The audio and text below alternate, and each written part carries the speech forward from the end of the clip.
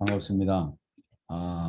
달라스 임마누엘교회에서 교회를 섬기고 있는 최명신 목사입니다. 어, 보통 이렇게 포럼을 하고 말씀을 증거하게 되면은 보통 많은 증거가 있고 또 많은 이렇게 역사가 나타나서 그걸 말씀드려야 될 텐데 저는 여러분들한테 자랑할 것이 하나도 없습니다. 말씀드릴 것도 참 이렇게 없고요.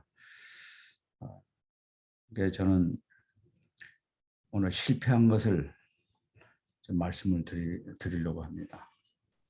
그래서 실패를 통해서 하나님께서 또 어떤 계획을 갖고 계신지 여러분들이 한번 들어보시고 같이 한번 이렇게 기도를 해 주셨으면 어떨까 싶어서 이렇게 말씀을 드리고자 합니다. 잠시 기도 한번 더 하겠습니다. 제가 하겠습니다. 하나님 아버지, 모든 감사와 찬양과 영광을 올립니다. 부족하고 연약한 종이 오늘도 말씀을 증거하기를 원합니다. 주의 성령께서 충만하게 역사해 주옵소서. 비록 부족한 말씀이지만 이 말씀이 에스겔 골짜기에 마른 뼈다구가 강한 군대가 되는 역사가 있게 하여 주옵시고 오순절 마가다락방의 성령 충만한 역사가 이 시간에 임할 수 있도록 은혜 내려 주옵소서. 고넬료 집안에서 베드로가 말씀을 증거할 때 모였던 모든 가족들이 다 성령 충만함을 받은 것처럼 이 시간 성령의 놀라운 역사가 각 사람 머리에 가정에 임할 수 있도록 축복하여 주옵소서. 말씀 증거한 야고 들으시고 성령으로 충만하게 역사해 주옵소서. 감사드리며 살계신 예수님 이름으로 기도합나이다. 아멘.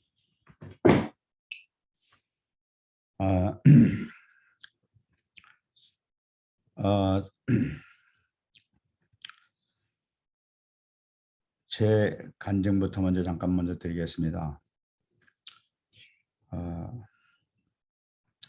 몇 해 전에 저희 교회에서 큰 사건이 일어났었습니다. 그것은 우리 아주 전도를 잘하던 그런 그 전도사님이 저 권사님인데 이분이 그 한 아이를 6살 먹은 아이를 이렇게 전도해 왔었습니다. 근데 그 아이는 불신자 부모를 가지고 있었습니다. 아버지는 한국 사람이고 또 부인은 어머니는 일본 여자였는데 이 아버지는 정말로 무기력하고 무능한 사람이었는데 아내가 돈 벌어오는 것을 가지고 쓰기만 하고 이렇게 집에서 컴퓨터 도박에만 이제 몰두했던 이제 그런 사람이었습니다. 그 가정에 복음이 권사님 가서 복음을 전하니까 그 일본 아내 되는 사람하고 그 아들은 6살 먹은 아들은 너무나 좋아가지고 이제 복음을 받게 됐어요. 그래서 교회를 하게 됐는데 이 아이가 교회에서 우리가 점심시간에 식사를 하는 도중에 그 또래 아이들하고 같이 우리 교회 옆에 있는 그 초등학교 운동장에서 놀다가 배구공에 맞아가지고 눈이 이렇게 다치게 됐어요. 그래서 우리 부목사님이 쫓아오더니 목사님 사고 났습니다. 무슨 일이냐. 지금 그 아이 새로운 애가 이렇게 눈이 좀 다쳤습니다. 빨리 이머전시 빨리 데려가라고. 그러니까 그렇게 심하게 다치지는 않고요. 조금 이렇게 흔적이 있습니다. 그래도 빨리 데려가라고 이제 그렇게 얘기했습니다. 근데 이제 대로권 그 권사님이 가겠냐니까 병원에 안 가겠다는 거예요. 어린애가 괜찮다고 안 아프다고. 그래서 이제 병원을 안 가고 집에다 바르다 줬어요. 그 아이가 그 집에 가서부터 이제 그 눈에 통증이 오기 시작해가지고 며칠 있다가 통보가 왔어요. 지금 병원에 입원해 있다고. 그래서 알고 보니까 눈에 안압이 높아가지고 그 수술할 수밖에 없었는데 그 수술하는 과정에서 눈을 빼가지고 뭐 이렇게 수술하고 다시 이렇게 넣었다고 그래요. 얼마나 제가 충격을 받았는지 그럼 어떻게 됐냐 하니까 제가 병원에 찾아가서 이렇게 심방암서 물어봤습니다. 그러니까 한 70% 정도 이렇게 시력이 그 밖에는 회복이 안 된다는 거예요. 아, 큰일 났다고 이제 이래가지고. 그래서 이제 일단은 어른애니까 이제 자라서 다 회복될 수 있을 확률이 많다고 걱정하지 마시라고. 그래서 일단은 이제 그것이 이제 단락이 이제 끝났습니다. 그런데 그 후로 2년이 지났습니다. 2년이 지나서 어떤 사람이 우리 집에 찾아와 가지고 레터를 전해주는데 열어보니까 이제 그 법원에서 온 거예요. 100만 불 손해배상 상해 보상이죠. 그 지불하라고 그렇게 통보가 왔어요. 만일에 20일 동안 어떤 반응이 없으면은 100만 불을 지급하는 것으로 알고 있겠다 하면서 이제 통보가 왔어요. 그게 놀래가지고 이제 우리 변호사 찾아가가지고 얘기하고 또 우리 건물보험이 들어있기 때문에 건물보험 회사에 찾아가가지고 얘기를 했습니다. 그래서 결국 이제 그쪽에서 변호사하고 우리 이제 교회에서 그 보험 들고 있는 그 보험회사 그 변호사들하고 이제 붙어서 이제 싸우게 됐어요. 네, 우리 교인들 저도 이제 가서 저기 가서 이렇게 또 여러 가지 신문도 받고 어떤 사건 경위도 얘기하고 그래서 우리 교인들이 많이 시달렸습니다. 우리 권사님들도 많이 어림당하고 우리 부교육자들도 가서 일일이 다 얘기해야 되고 이제 그런 일을 많이 겪었는데 그런 사이에 그게 한 2년 정도 이렇게 지나게 됐어요. 그러니까 많이 시달리고 그랬죠. 그 권사님은 이제 이 100만 불을 나오게 되면 어떻게 될 것이냐 했을 때 우리는 이제 교회에서 100% 지급하는 것을 하자고 이렇게 이제 얘기를 했는데 그 권사님 그래도 자기가 책임이 있으니까 자기도 좀 해야 되지 않겠냐. 그래서 걱정하지 말라고. 전도하다가 생긴 일인데 교회에서 마땅히 해야 된다고. 절대 신경 쓰지 말라고. 모든 책임은 교회에서 책임진다. 걱정하지 마시라고. 전도만 하고 다니시라고. 그렇게 얘기를 했어요. 그런 가운데 이 당사자 되는 이 권사님은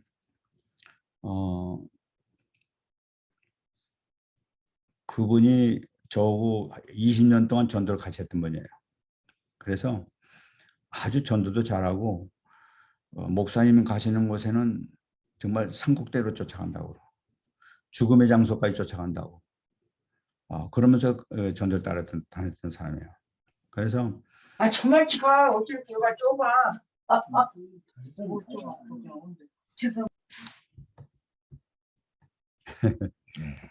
이 자리 처음 됐습니다. 말씀하시면 됩니다.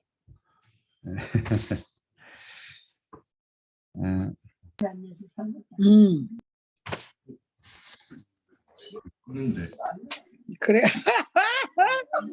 맞아. 그 말이 맞아. 마음은 조용히. 그럼 조용. 마이크를 다시 켜셨나? 네. 됐어요? 네네.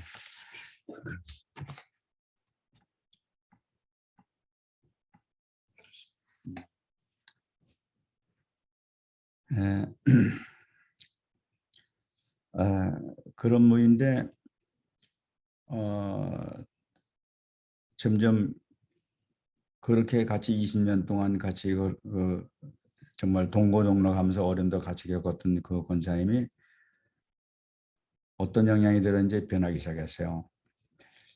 이 전도가 다가 아니다. 이제 그런 얘기를 하기 시작했고, 또 다락방이 다가 아니지 않느냐. 이제 이런 얘기가 나오기 시작했어요. 왜 전도하다가 자꾸만 이런 일이 생기느냐? 왜 이렇게 어려움 당하게 되느냐? 이런 거 없는 데서는 도리어 더 교회가 잘 되고 그러는데 왜 우연히 이런 일이 생기느냐? 이제 이런 얘기가 나오기 시작했습니다.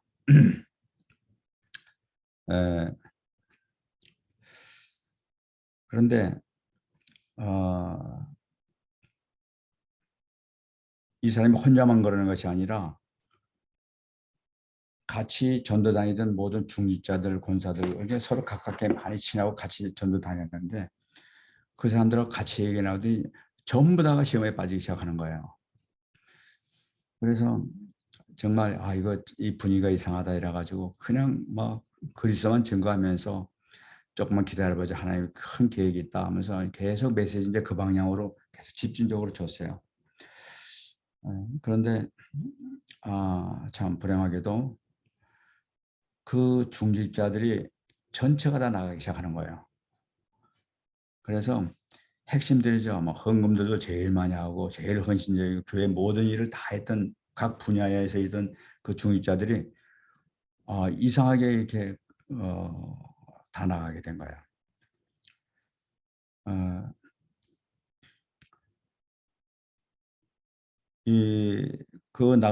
나가는 걸 보면서 얼마나 내가 가슴이 아픈지.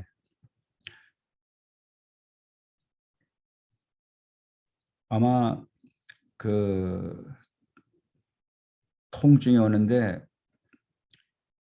아마 여자들이 해산할 때 이런 통증인가?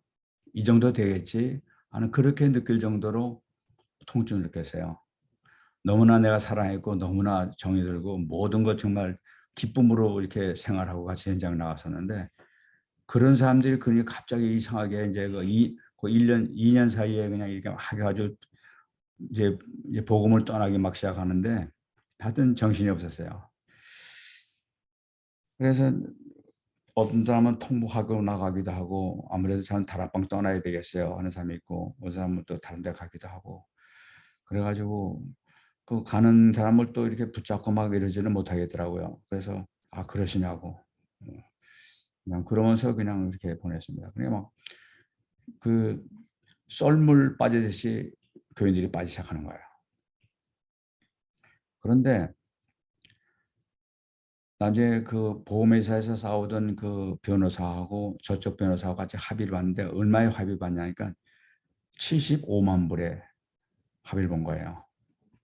보험회사에서 감당할 수 있는 금액은 우리 인명피해는 10만 불까지, 그러니까 우리가 1억 정도 되는 금액까지는 우리가 병원비니 모든 걸 보상하기로 돼 있는데 보험상으로 75만 불은 감당하지 못하는 거예요. 보험회사에서.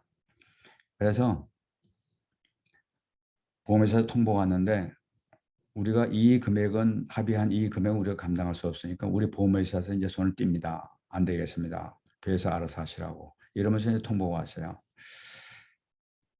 그러니까 이제 그걸 해결하려면 교회를 팔아야 되는 거예요. 뭐 또 급하게 팔아야 되니까 이것은 제값도 받지 못하고 하게 되는 거예요. 너무나 막 이제 힘들어지게 된 거예요. 여러 가지 고민하는 가운데 또 마침 그때 제가 미조 우리 총회장을 하고 있었는데 그때 WRC 때가 된 거예요. 그 WRC 때가 돼가지고 그 부산에서 이제 백석회에서 하게 됐던 거예요. 그러니까 교회가 아무리 어렵더라도 또 총회장이란 직책상 또 가서 미주 목사님 메시지 듣고 또 이렇게 또 그 은혜를 받아야겠다 생각하고 이제 가서 내가 갈 수 있는 형편이 되겠느냐 하니까 우리 장로님이 걱정하지 말고 다녀오시라고. 그래서 제가 오게 됐습니다. 비행기 안에서 제가 기도했어요. 하나님, 저는 하나님 앞에 정말로 이 시간 두 가지만 기도하겠습니다. 첫째는 내가 10년, 20년 동안 같이 동고동락하면서 전도를 했던 그 제자들입니다. 왜 나갔습니까?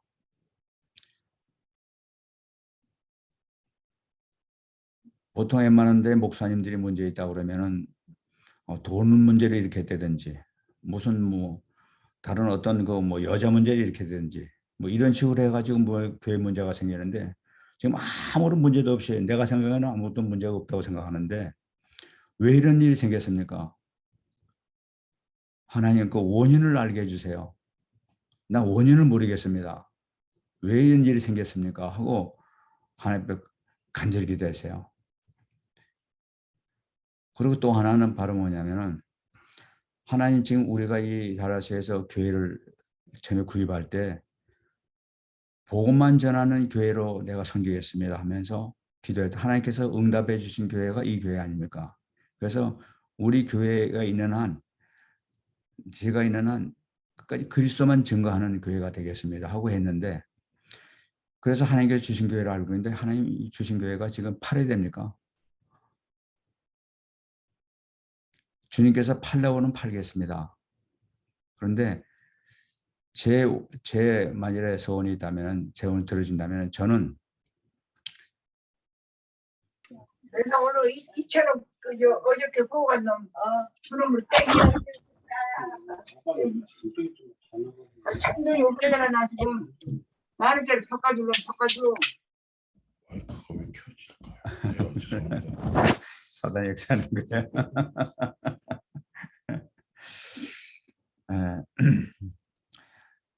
그래서 그리고 이 교회를 저는 깨끗하게 이렇게 우리 후임자한테 정말 부담도 없이 깨끗한 이게 넘겨주고 제가 은퇴를 하고 싶은데 하나님 그걸 허락해 주지 않겠습니까? 그러면서 이제 기도를 했어요. 만약 하나님께서 제가 복음 전하기 원하시고 우리 교회가 복음 전하기 원하신다면은 이 교회를 주님께서 붙들어 주세요. 그러나 하나님께서 팔라고 원하신다면은 그냥 팔겠습니다. 팔고 그냥 하겠습니다. 이제 그러고 기도했어요.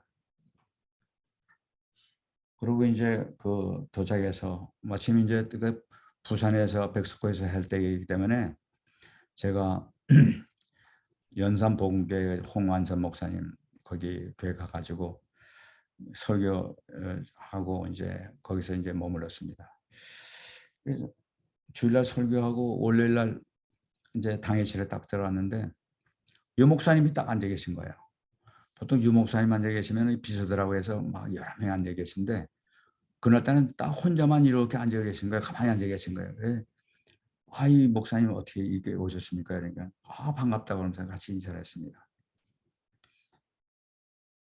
그래서 이제 방귀 인사하고 그래 뭐 제가 얘기했습니다. 제가 이제 미주 총회장이었기 때문에 목사님 우리 미주 총회 무슨 하실 말씀이 있습니까?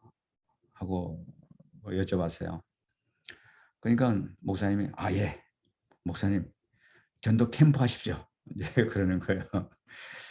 그래서 속으로는 목사님 제가 캠프 하다가 지금 우리가 난리가 난 걸 모르십니까? 지금 캠프 하다 우리가 아주 난리 났습니다. 근데 이게 말해서 뭐죠? 속으로만 그러고 예 목사님 캠프 하기가 참 그렇게 여러 교회가 연합하기가 쉽지 않네요. 하여튼 그렇습니다. 이제 이러니까 유 목사님 또 보시더니 내가 못 알아듣는 거다 이거지. 그랬더니 목사님 개교회가 해도 됩니다. 목사님 개교회를 해도 됩니다. 그러니까 예. 그리고 그냥 건성으로 예 이제 이랬어요. 그러니까 유 목사님 하시는 말씀이 뭐라냐면요. 목사님 삶이 안 되면은 교회는 다 나갑니다. 이러는 거 있죠. 그래가지고 내가 깜짝 놀라가지고 목사님 뭐라고요? 이제 이러고 무슨 말씀하셨습니까? 이러고 물어봤어요. 그러니까 목사님 10년, 20년 다녀도 삶이 안 되면은 다 나갑니다. 이러는 거예요. 이 막 제가 너무나 충격적인 거예요. 제가 비행기 안에서 10년, 20년 됐는데 왜 나갔습니까? 그 원인을 알게 해달라고 그랬단 말이에요.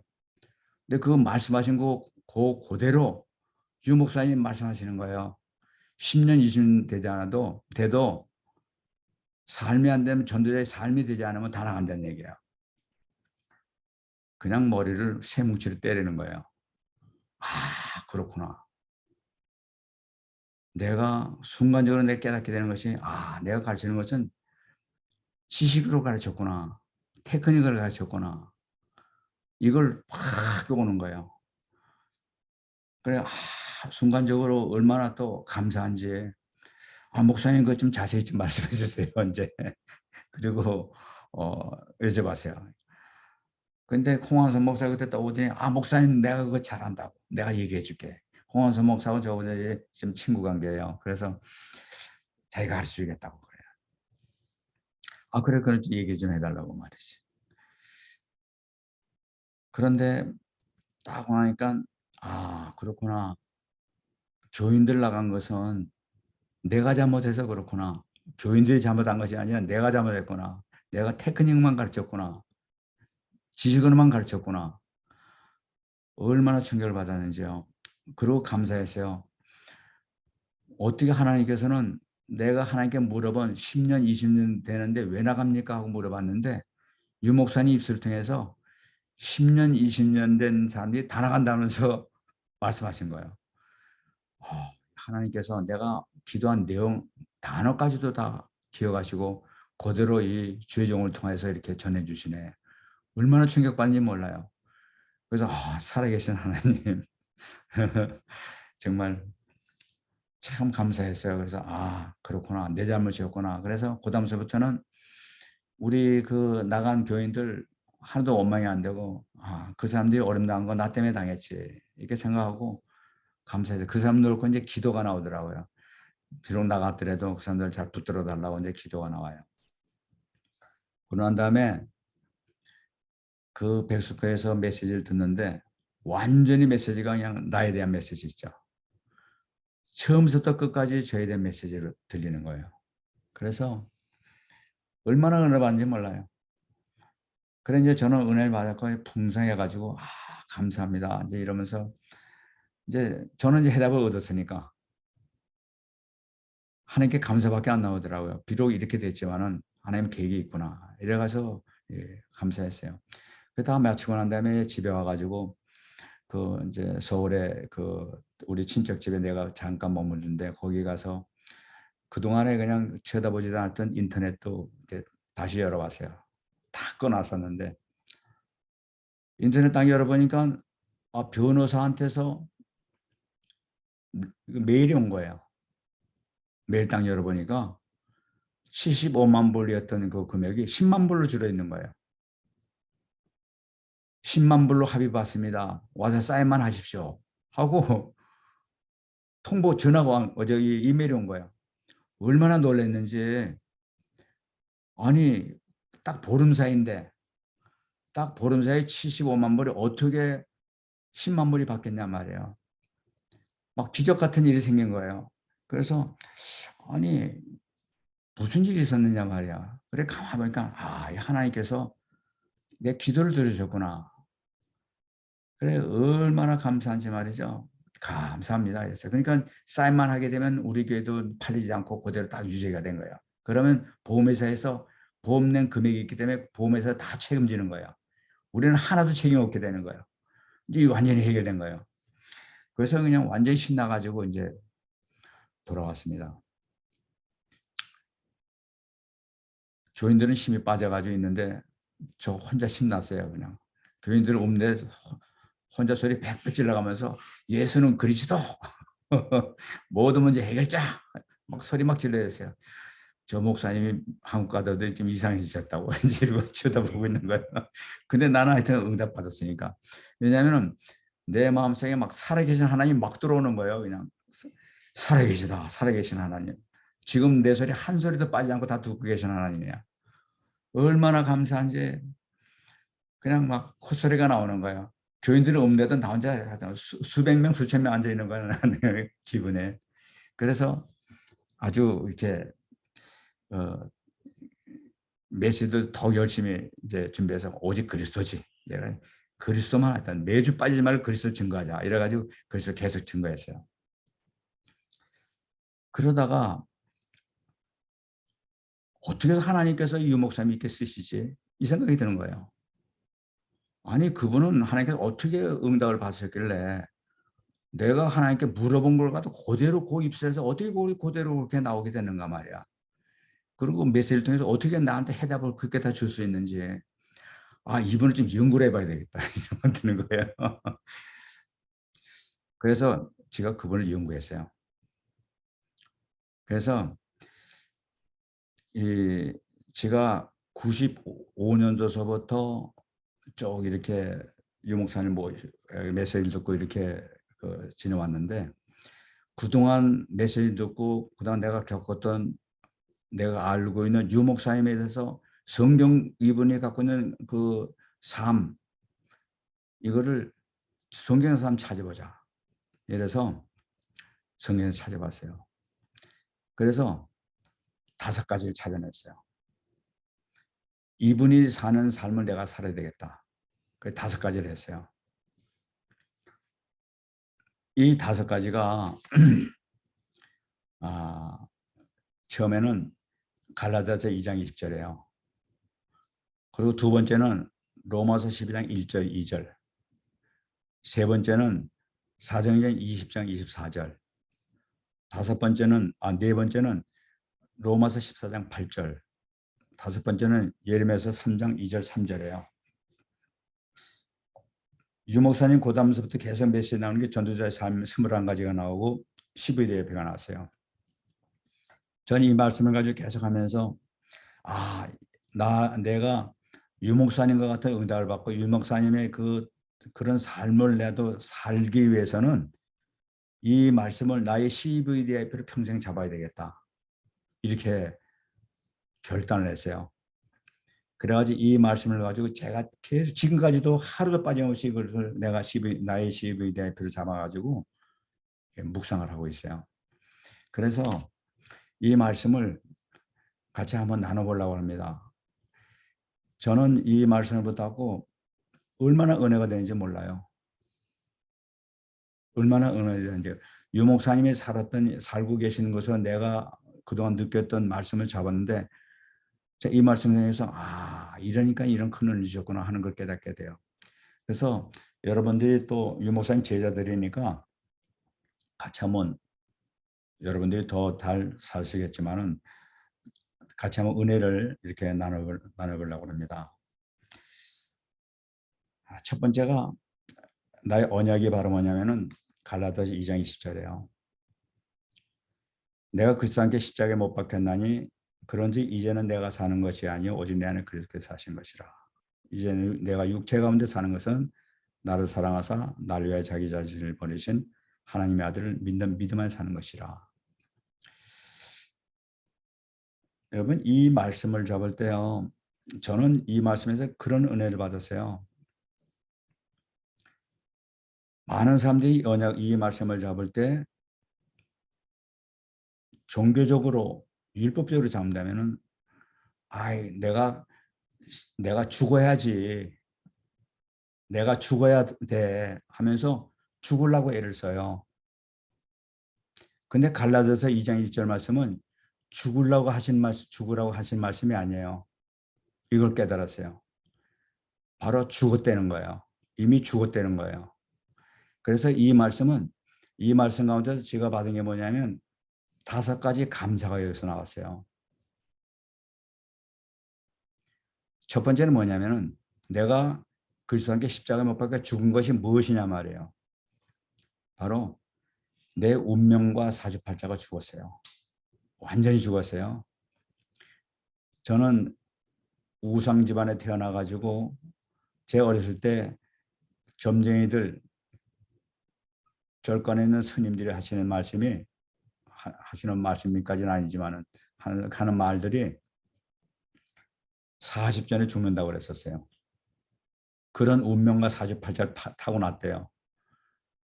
근데요, 예수님 만나고 난 다음에 내 모든 운명과 사주팔자, 사단의 종로를 타면서 끌려다니던 그 삶이 완전히 십자가에 못 박혀 죽음을 통해 가지고 이제는 하나님의 자녀가 됐어요. 완전히 하나님의 자녀가 됐어요. 그리고 말씀 인도받고 성령 인도받는 삶을 살게 됐어요. 운명에 따라 사는 것이 아니라. 얼마나 감사합니까? 저는 그래서 저를 구원하신 하나님께 감사해요. 운명과 사주팔자를 십자가에 못 박혀 죽으신 그리스도께 감사해요. 두 번째 감사는 또 뭐냐면 내가 태어나면서부터 지옥에 갈 수밖에 없는 운명으로 태어났어요. 내 원죄를 나도 전혀 알지 못하는 원죄 때문에 지옥 갈 수밖에 없었어요. 아마 모든 인간들은 지옥 갈 수밖에 없는 운명으로 다 가지고 태어나죠.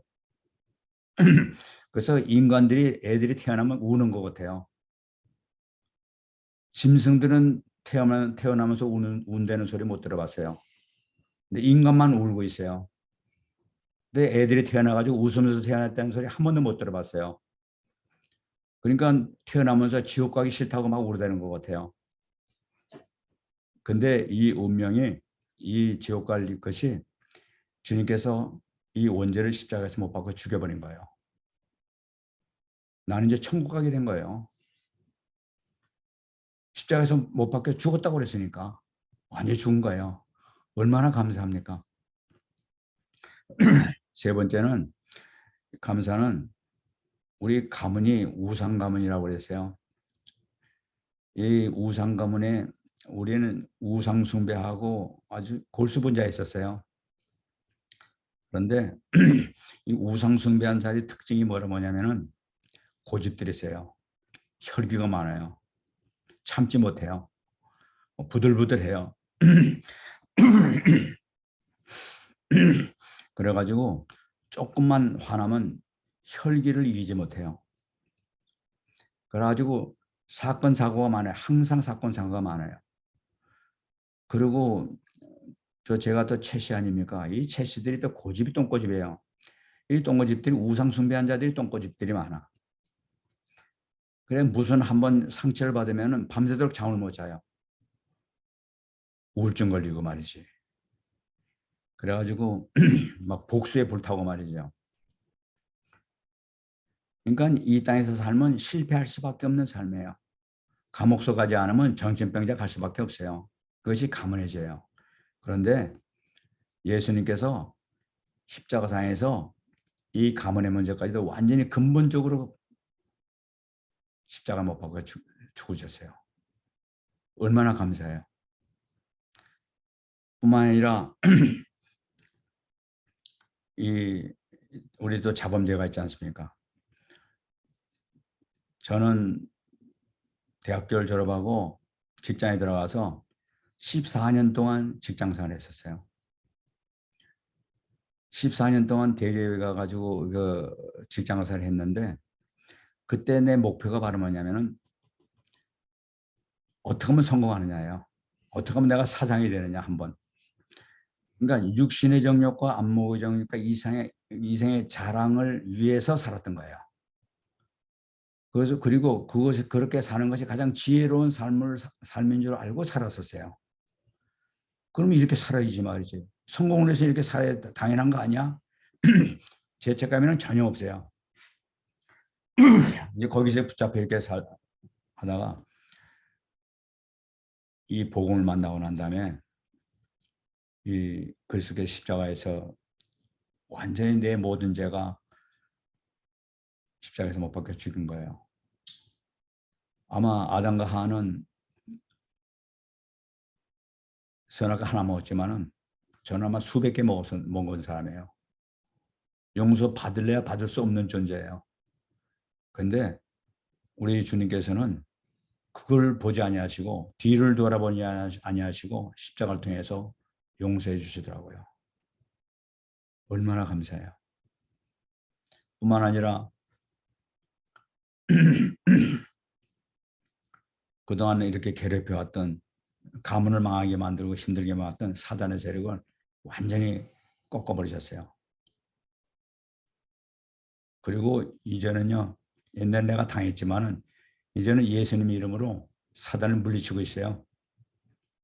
권세가 생긴 거예요. 얼마나 감사합니까?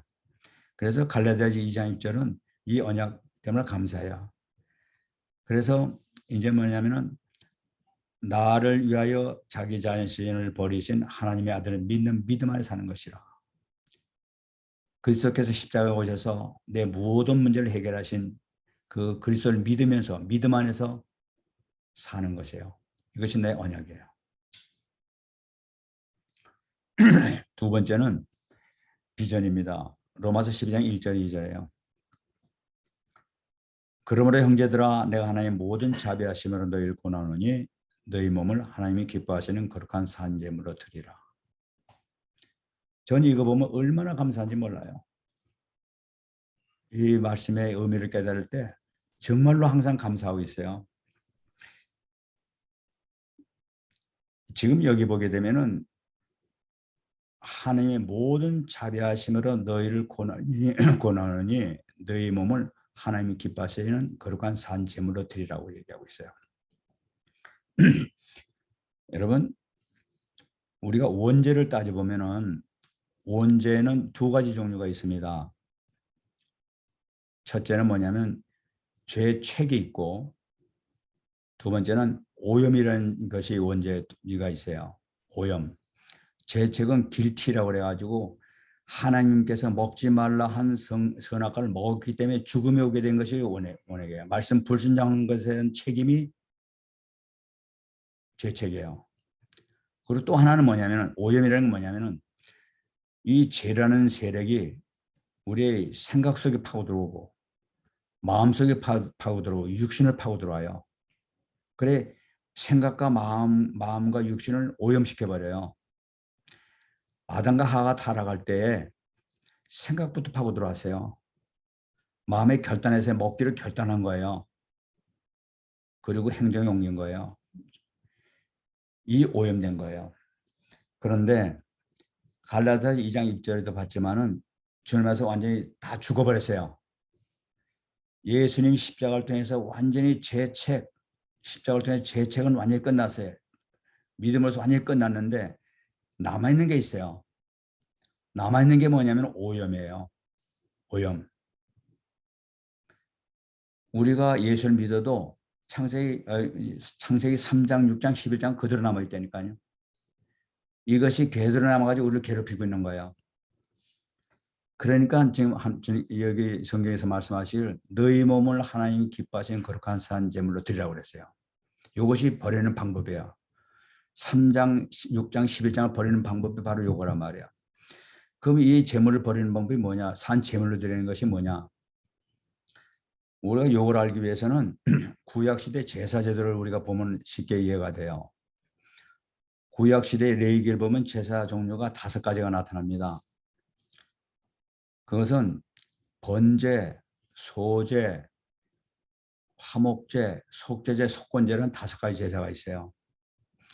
그런데 이 5가지 제사는 우리가 특이한 거 우리가 붙잡아야 되는데 5가지 제사를 통해서 우리가 구원받는 것이 아니에요. 구원받기 위해서 제사를 드리는 것이 아니었어요. 이 5가지 제사가 나오게 된 것은 이미 애굽 땅에서 양의 피를 발라서 구원받은 사람들이 하는 제사가 5가지 제사예요. 다시 말씀드리면 홍해를 건넌 사람들, 고린도전서 10장 2절 말씀 보게 되면 홍해는 세례를 의미한다고 말씀하고 있어요. 세례라는 것은 구원을 의미하고 있는 거예요. 구원받은 백성들이 이스라엘 그 가나안 땅에 와가지고 하나님께서 명령해서 너희들이 이 제사를 드리라 하면서 5가지를 얘기하신 거예요. 왜 이 제사를 드리도록 하나님께서 하셨느냐? 그것은 구원받았지만은 애굽에 있었던 모든 각인 뿌리 체질된 것이 그대로 남아있던 거예요. 이거를 해결해야 되는 거예요. 그걸 해결하기 위해서 이 5가지 제도를 만들었다는 거예요. 이걸 신학적으로 본다면은 우리는 이 번제, 소제, 화목제, 속죄제, 속건제를 지금 우리가 신앙생활로 우리가 붙잡으려는 거예요. 가장 성공할 수 있는 신앙생활의 방법이 바로 뭐냐? 바로 요건 것을 익은 것을 의미하고 있는 거예요. 그러면 여기서 산 제물로 드리라고 했어요. 그럼 주님께서는 십자가상에서 다 이루셨는데 뭘 또 그 제물을 갖다 드리냐 말이지. 근데 여기서 중요한 것이 바로 뭐니? 산 제물로 드리는 것이요. 거룩한 산 제물로 드리라고 그랬고 영적 예배라고 그랬어요. 그러면 거룩한 산 제물을 어떻게 드리냐는 거예요. 이것이 바로 회개라는 방법으로 드리는 겁니다. 회개가 바로 그걸 나타내고 있는 거예요. 산 제물이에요. 여러분 회개라고 하면은 단순히 내가 뭐 잘못했습니다. 죄를 용서해 주세요. 이것을 회개인 줄 알고 있어요. 근데 그것도 회개가 되겠지만은 그것은 잘못된 거예요. 단순히 그 정도 범위에 지나지 않는 거예요. 회개라는 것은 여기서 산 제물로 드리라고 그랬어요. 구약 시대에 이제 죄를 졌다면은 자기가 그동안에 키워왔던 양이나 염소나 송아지를 1년 된 것을 갖고 와가지고 제사장 앞에 갖고 갑니다.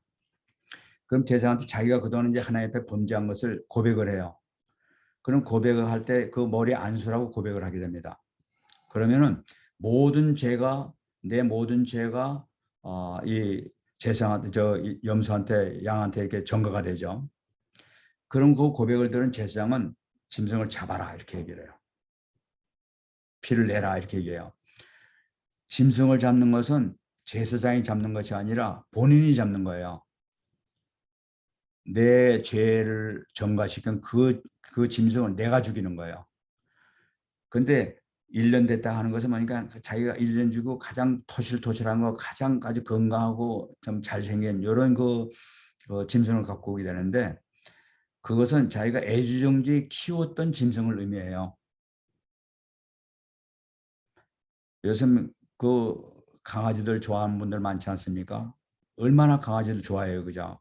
자기 식구처럼 이렇게 좋아하더라고요. 마찬가지예요. 자기가 그렇게 애지중지 키웠던 양을, 염소를 죽이는 거예요. 그러면서 목에 칼을 찔러가지고 가죽을 벗기고 몸을 조각조각 내요. 그래 태우는 거예요. 여러분 생각해 보십시오. 자기 그 짐승 죽일 때 어떤 마음이 들겠어요? 나는 이제 다시는 죄 짓지 말아야지. 나 때문에 내가 사랑하는 짐승이 죽는구나 하면서 내가 내 죄 때문에 내 강아지, 내 사랑하는 애견이 죽는다고 생각하면 얼마나 가슴 아프겠어요. 그런 마음으로 죄를 죽이는 거예요. 다시는 죄 안 짓는다거나 명설하면서 눈물을 흘리면서 아마 그거 잡을 거예요. 피를 닦고 다 가죽을 뺏기고 그렇게 되는 거예요. 지금 우리가 회개라는 건 바로 우리에게 남아있던 창세기 3장, 6장, 11장은 사실은 우리가 이 땅에 살면서 너무나 사랑했던 거예요. 우리는 내 자존심을 너무나 사랑하고 우리 물질, 육신을 너무나 사랑하고 성공을 너무나 사랑해요. 이것을 떼어내는 데는 내 살점을 떼어내는 것 같은 그런 각오를 가지고 회개하는 거예요. 그것이 진정한 회개예요. 다시는 내가 죄 짓지 않겠다 하면서 하나님 앞에 고백하면서 결단하면서 하는 것이 진정한 회개예요. 있을만 하는 것이 아니라. 하나님께서는 그거를 기뻐하시는 겁니다. 여러분 회개를 간단히 보시면 안 돼요. 회개라는 것은 이 구원받은 사람에게 주신 특권이 회개예요. 구원받지 못한 사람은 절대 회개를 못합니다. 히브리서 12장 17절 말씀 보게 되면 야곱이 눈물로 자기 아버지를 찾아가서 부르짖었지만은 회개할 기회를 얻지 못했다고 말씀하고 있어요. 회개할 기회를 얻지 못했어요. 야곱이 찾아가서 에서가 찾아가서 야곱한테 가서 이삭이죠. 이삭에 가서 얘기한 것은 아버지 야곱에게 준 축복 말고 나머지 찌끄레기라도 나한테 줄 거 있지 않습니까? 그거라도 주세요 하면서 축복 달라고 울었던 거예요. 하나님 앞에 회개가 없었어요. 여러분 잘 아시는 유다도 회개하지 못하고 죽었어요. 자살했어요. 회개라는 것은 하나님께서 자녀에게만 주신 특권이에요. 우리가 회개하게 되면 하나님의 재단 앞에 내놓는 거예요. 그럼 회개하는 것마다 하나님 재단 앞에서 싹 불다 태워버려요. 이게 우리 큰 축복입니다. 그것이 왜 그렇게 해야 되느냐? 12장 2절 말씀에요. 이 세대를 본받지 말고 오직 마음을 새롭게 함으로 변화를 받아 하나님이 선하시고 기뻐하시고 온전한 뜻이 무엇인지 분별하도록 하는 거예요. 이 마음의 변화를 받는 것이 뭐냐면 회개를 통해서 우리가 성화가 이루어지는 거예요. 거룩한 자가 되어가는 거예요. 하나님 목표예요. 그래가지고 뭐냐? 하나님의 기뻐하시고 온전하신 뜻을 찾아나가는 거예요. 하나님의 비전을 일어나기 시작하는 거예요. 오직 그리스도가 되어질 때, 그리스도만 찾게 될 때 하나님의 비전에 쓰임받는 그런 문이 열린다는 걸 나타내는 거야. 그러니까 회개할 수 있는 게 성화의 그 섭리 가운데서 우리가 들어있다는 것 자체가 얼마나 감사한 건지 몰라요. 나는 어떤 죄가 있다 하더라도 어떤 문제가 있더라도 회개하면 용서받을 수 있다. 주님 앞에 내놓으면 이미 승리하신 주님께서 하나님 보좌 우편에 계시기 때문에 우리가 주님 앞에 내놓기만 하면 주님께서는 이미 다 피를 바치셨기 때문에 불로 싹 태워버려요. 그렇게 해서 거룩한 산제물로 드려야 하는 거예요. 정말 축복받으시기 바랍니다. 세 번째는 사도행전 20장 24절이에요. 나의 꿈이에요. 내가 달려갈 거가 주 예수께 받은 사명, 곧 하나님의 은혜의 복음 증언하는 일을 마치려 하면은 나의 생명조차 조금도 귀한 것으로 여기지 아니하노라. 저는 이거 얼마나 감사한지 몰라요. 저를 구원시켜 준 것만도 감사한데 저를 가지고 이제 하나님께서 사명을 주셨다는 거예요. 말씀을 전가할 사명을 줬어요. 전도할 사명을 줬어요. 얼마나 감사합니까? 더군다나 우리 목사님 통해서 생명의 복음을 받았어요. 참 복음을 받았어요. 이 복음을 증언한 일을 우리가 맡았단 말이에요. 이건 정말 기절할 사건이에요. 이 기절할 사건이에요. 나의 생명조차 조금 더 귀한 것으로 여기지 않으라. 여러분 여기서 우리가 기뻐해야 될 그 분명히 이유를 다시 한번 찾아야 되겠어요. 우리가 그 전도에 대해서 다시 한번 우리가 생각해 봐야 돼요. 우리가 예수님을 영접하게 되면 고린도서 3장 16절에 나오는 말씀과 마찬가지로 너희는 너희가 하나님의 성령인 것과 하나님의 성령이 너희 안에 계신 것을 알지 못하느냐. 우리 안에 성령이 계세요.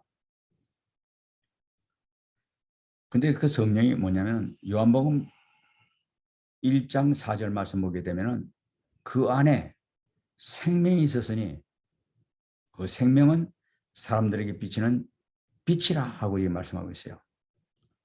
여러분 우리 안에 들어와 있는 그 주의 성령은 그 주님의 영이신데 주님의 생명이 들어와 있는데 이 생명은 사람들에게 비치는 빛이라고 얘기하고 있어요. 우리 속에 빛이 들어 있습니다. 너희는 빛이라고 했잖아요. 빛이 들어 있습니다. 그러면 우리가 복음을 증거하잖아요. 복음을 증거하는데 우리가 말을 그냥 증거하는 것 같지만은 사실은 생명을 전하는 것이고 빛을 전하는 것이에요. 단순한 말이 아니에요. 이게 어떤 역할이냐? 요한복음 6장 63절 말씀 보게 되면은 예수님께서 하신 말씀에 내 말이 영이요 생명이라고 그랬어요. 우리가 주님의 말씀 그리스도를 증거하게 될 때 그 말은 영으로 나가고 있고 생명으로 나가고 있어요. 그렇다면 그 빛된 그 말씀이 영으로 생명으로 나가고 있는데 그냥 단순히 말을 하지만 성령께서 역사하셔가지고 그 말이요 생명으로 역사하시는데 말이 그 말씀을 듣고 영접하는 사람들에게는 뭐가냐면 생명이 들어가는 것이고 빛이 들어가는 거예요. 생명이 들어가고 빛이 들어가는 거예요. 그러면 그 사람에게 빛이 들어가면 어떻게 됐습니까? 그 안에 있는 흑암이 무너지는 거예요. 모든 저주가 끝나는 거예요. 어마어마한 역사는 그리고 생명이 들어가 영원한 영생이 들어가게 되는 거예요. 모든 것이 치유화되고 새로운 피조물이 되는 역사가 나타나요.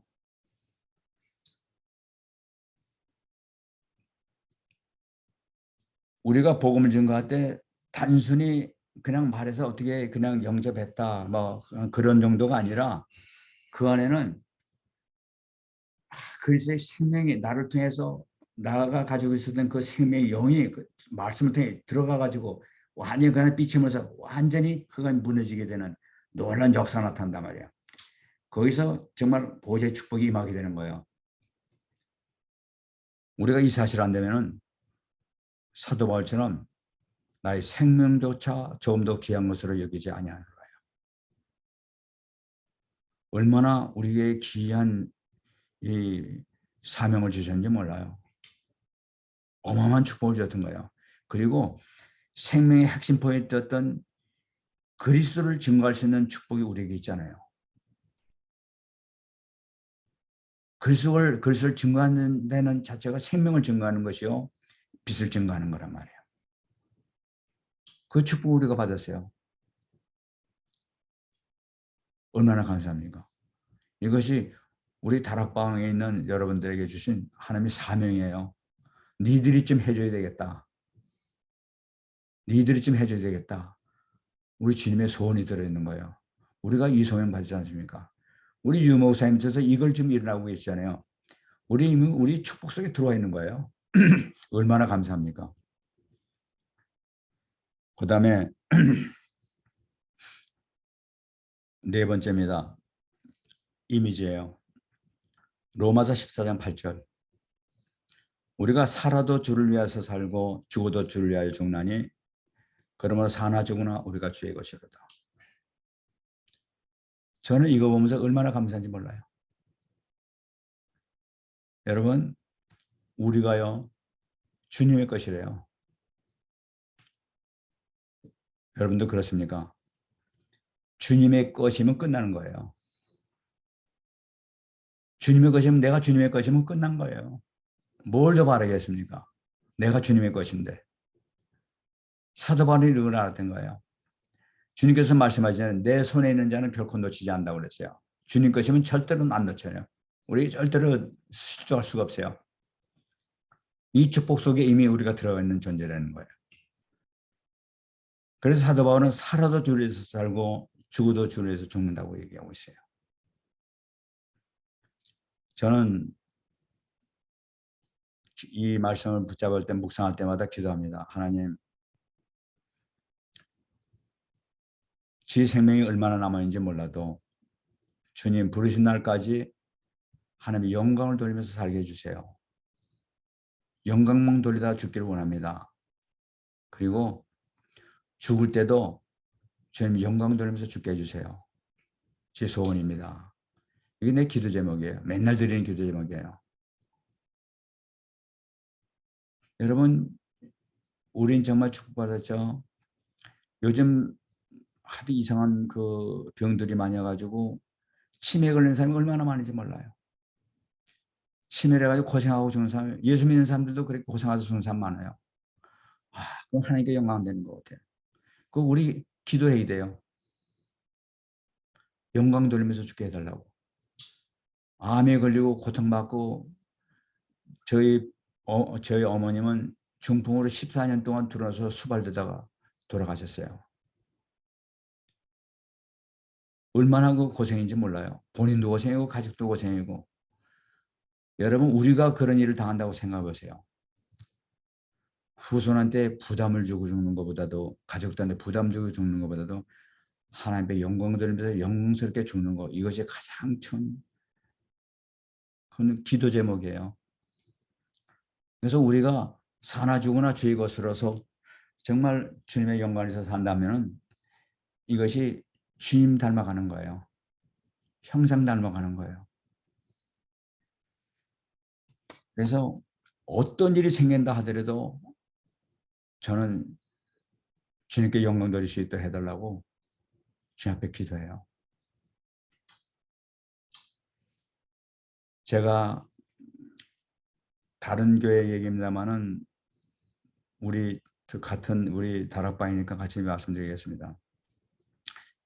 저기 샘물교회 2007년도입니까? 옛날에 그 선교 아프가니스탄에 가가지고 그 탈레반한테 체포된 사람도 있었어요. 많이 어려움당했었어요. 그럴 때 거기 2명이 순교를 하셨어요. 나머지 이제 석방돼 왔지만은 그 2명 중에 1명이 배 목사라는 분이신데 아마 선교사로 계셨던 분인데 이분이 순교를 당하셨죠. 그런데 여러분 보셨는지 모르겠어요. 텔레비상에서 그 탈레반이 양쪽에서 검은 옷을 입고 이렇게 칼을 들고 이렇게 서 있고 이 사람은 폭탄에 보승줄에 묶여가지고 막 외치는 소리가 텔레비에서 중계 방송됐어요. 그때 뭐라고 그랬습니까? I don't wanna die, I don't wanna die. 난 죽기 싫어요, 죽기 싫어요 하면서 외치고 그랬었어요. 저 그때 얼마나 가슴 아픈지 몰라요. 차라리 아무 소리나 하지 말지. 저 하나님께 영광 안 되잖아. 막 이런 마음이 막 들었어요. 그냥 죽지 말이지 그냥. 괜히 왜 저 소리 했나 막, 막 이런 소리 듣고 가슴이 아팠어요. 그런데 제가 조금 있다가 나 잘못됐다 내가 내 생각이. 왜냐하면 내가 저 위치가 됐으면 어땠을까? 나는 아마 더 했을지도 모르겠다 이런 마음 드는 거예요. 저 사람이 오죽했으면 순간적으로 저런 소리 했을까? 나라고만 별 수 있냐? 이런 마음 드는 거예요. 그 다음부터 제 제목이 뭔지 압니까? 하나님, 지가 이런 일을 당할 때 비굴하지 않게 해주세요. 비겁한 자리에 들어가지 않도록 성령께서 도와주세요. 충만하게 도와주세요. 하늘 보좌를 바라볼 수 있도록 도와주세요. 진짜 간절히 기도합니다. 정말로 도와달라고. 그렇게 기도해요. 저는 왜냐하면 제가 잘 알고 있는 그 예화가 있어요. 우리 150년 초대교회 때 150년경에 그 접는 렘넌트가 있었어요. 게르마니쿠스라는 렘넌트가 있었어요. 이 사람이 형장에 붙잡혀가지고 많은 관중들 앞에서 거기서 외쳤습니다. 네가 만일에 로마에 복종하고 네가 로마 시민으로서 자유스럽게 산다면은 그랬다만 하면은 내가 너를 살려주겠다. 하나님 나라를 그리스도를 부인하고 인정해라 하고 얘기를 했어요. 이 사람이 뭐냐면은 나는 이 땅에 사는 것보다 하늘나라 사는 것이 더 좋다고 소리 질렀어요. 그러니까 많은 관중들이 소리치면서 저놈을 죽이라고 그랬어요. 악을치면서 막 저를 죽여라 했어요. 그러니까 그때 사자굴에서 풀려서 사자들이 막 달려오는 거예요. 사자굴이 달려올 때 이 게르마니 쿠스나의 렘넌트가 뭐라고 소리쳐주지 않습니까? 사자야, 빨리 달려와라. 나를 잡아먹어라. 그러면서 큰 소리로 외쳐댔어요. 근데 사자가 와서 그냥 먹었어요. 막 물어뜯었어요. 많은 관중들이 비참하게 죽는 이 그리스도인의 모습을 봐야 되는데 죽으면서도 당당하게 그렇게 죽는 것을 보고 화가 더 났어요. 어떻게 믿는 기독교인들이 저 짓을 하고 있느냐 말이지. 저놈을 키운 놈이 누구냐? 저놈 키운 놈을 저렇게 가르친 놈을 잡아라. 그러니까 그 가르치는 사람이 폴리갑이다 이렇게 한 거예요. 폴리갑을 잡아라 이렇게 했어요. 폴리갑이 잡혀왔습니다. 그러니까 폴리갑이 당시에 아주 그 존경받는 그런 사람이 있었어요. 그 하는 사람이 너 그리스도를 네가 부인하면은 내가 너를 살려주겠다. 이 폴리갑이 86년 동안 한 번도 주님께서 나를 배반한 적이 없는데 내가 어떻게 배반하느냐. 그러면서 이 폴리갑이 하늘을 향해서 기도했어요. 하나님 저를 순교자의 대열에 서게 해주신 것을 감사드립니다. 하고 기도를 했어요. 그러니까 저놈을 불태워 주게라 그랬어요. 그래서 장작담에 올려놨어요. 그래 불을 질렀습니다. 아마 하나님이 감동하셨던 것 같아요. 불을 아무리 질러도 불이 타질 않는 거예요. 그러니까 벌써 이게 무슨 이상하다. 저놈을 불이 안 타니까 끌어내려라. 칼로 죽여라. 그래가지고 끌어내려가지고 칼로 찔러 죽였어요. 그래서 순교당하셨어요. 정말 이것이 바로 우리 다락방의 렘넌트의 삶이고 여러분들의 삶이 될 줄 믿습니다. 이런 믿음으로 승리하게 될 줄 믿습니다. 그리고 마지막입니다. 다섯 번째 프랙티스 작품입니다. 예레미야서 33장 2절 3절 말씀입니다. 이를 행하시는 여호와, 그것을 만들며 성취하시는 여호와, 그 이름을 여호와라는 이가 이와 같이 이르시도다. 너는 내게 부르짖으라. 내가 내게 응답하였고 네가 알지 못한 그 은밀한 일을 내게 보이리라. 말씀하세요.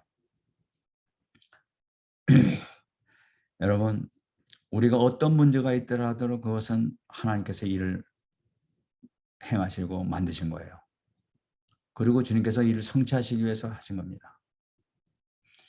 유 목사님 항상 말씀하시잖아요. 문제는 해답이 있다고 그러면서 위기는 축복이라고 말씀하시잖아요. 바로 예레미야서 33장 2절 3절 말씀을 하시는 거예요. 제가 이 교회에서 그런 일이 생기고 하나님께서 그렇게 또 응답을 주셨는데도 불구하고 교회가 부흥이 안 되는 거예요. 나는 신나서 하는데 움직이질 않는 거예요.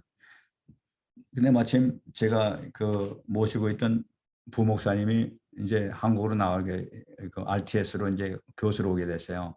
그 이제 신학 박사를 받아가지고 오게 됐는데,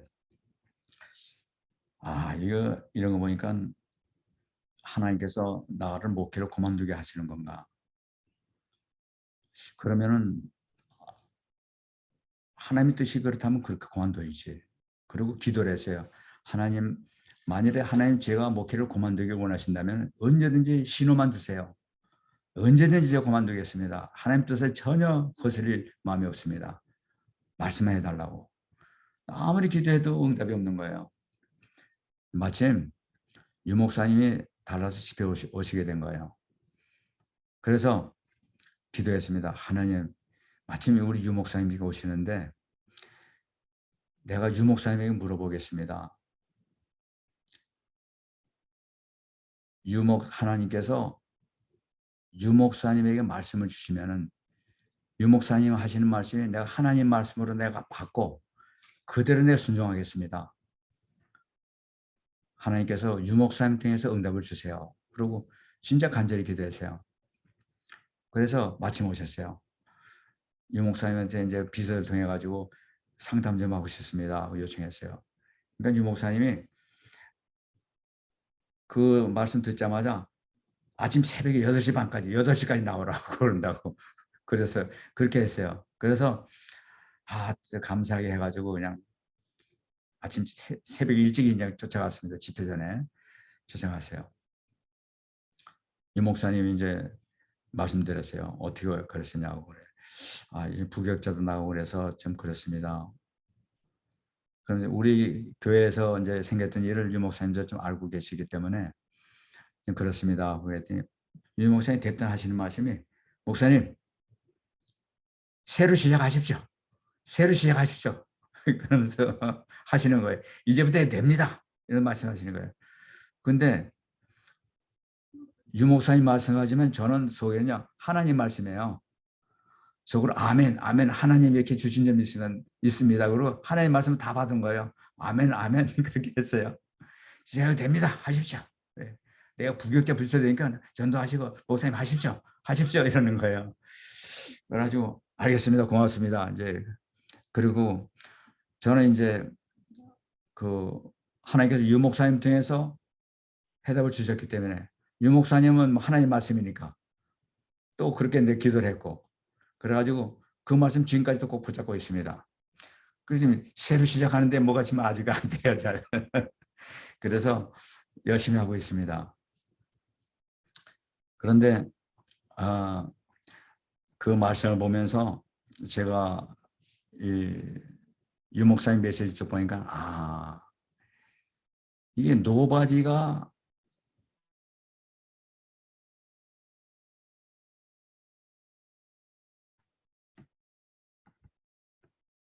네, 됐습니다. 앞으로 나가는데. 그래 노바디가 에브리바디라는 거 그렇구나. nothing이 everything이 되고 nowhere가 everywhere 되고 이 목사님이 이런 이 양반이 하시는 것이 자기 경험을 얘기하고 있구나. 그냥 하시는 말씀이 아니라 실제 산 경험이 있던 경험을 얘기하고 계시구나. 하면서 이제 그 메시지의 의미를 이제 알게 됐어요. 여러분, 저는 그래서 그 이후에 이 말씀을 붙잡고 계속 묵상하고 있습니다. 저나 여러분들이 지금 얼만큼 우리가 행복한 순간에 왔는지를 아마 여러분들 잘 아시겠죠? 저는 너무나 행복해요. 요즘 더군다나 393 보좌의 비밀을 얻지 않습니까? 얼마나 그 말씀을 묵상할 때 행복한지 몰라요. 날마다 천국을 누리고 있습니다. 천국 보좌를 진말을 누리고 있어요. 얼마나 감사한지 말이죠. 참 이런 이 분위기와 이런 이 말씀 가운데 우리가 살 수 있다는 것 자체가 정말로 큰 축복이에요. 정말로 큰 축복이에요. 어디서 이런 얘기를 들었습니까? 393이 세상 어느 교단에서 393 얘기가 나타나요. 우리가 그 속에 있잖아요. 그래 우리 그 기도 내용을 자세히 알고 우리가 누리고 있잖아요. 정말로 감사한 거예요. 정말 여러분들 정말 유 목사님 섬기시면서 이미 큰 축복의 그 자리에 있고 핵심된 자리에 있는 줄 믿습니다. 더욱더 큰 축복 받으시고 더욱 섬기시길 바랍니다. 그리고 혹시 시간 나신다면은 달라스 임마누엘 교회를 위해서도 기도해 주시면 고맙겠습니다. 기도하겠습니다. 하나님 감사합니다. 오늘 하나님의 인도하심으로 함께 말씀을 나눌 수 있도록 축복하시니 감사드립니다.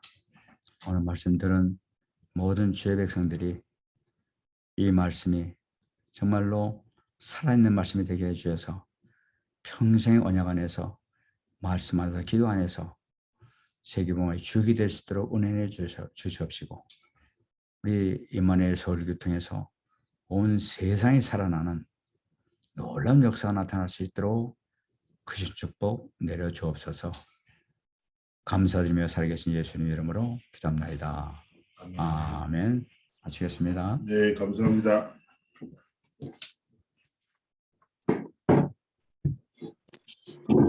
네. 되게 은혜 많이 받았습니다. 감사합니다. 우리 귀한 또 시간에 지질한 또 포럼과 성취될 말씀 주신 우리 귀한 성교사님께 감사해요. 내일 11시 예배로 선교대회가 이제 마무리됩니다. 정말 달라스 임마누엘 교회의 중요한 교회를 기도해 주시고 또 우리 계속 이번 선교대회를 통해서 하나님의 정말 소원하시는 70제자 응답을 누리시기를 축복합니다. 목사님 한번 축도 한 번만 해주시고 오늘 예배 마무리하도록 하겠습니다. 축도 한 번만 해주시고. 기도하겠습니다. 지금은 만왕의 왕되시며 만주의 주 되신 주 예수 그리스도의 은혜와 아버지 하나님의 무한하신 사랑하심과 성령님의 교통하심과 인도하심, 충만하심 오늘 예수님의 말씀 한번 한 20일 교구 위에 말씀 듣는 모든 사람들 머리 위에 지금부터 영원토록 함께 계실지어다. 아멘. 아멘. 아멘. 감사합니다. 감사합니다. 아멘. 네, 평안한 밤 되시고 또 내일 예배 승리하시고요. 감사합니다.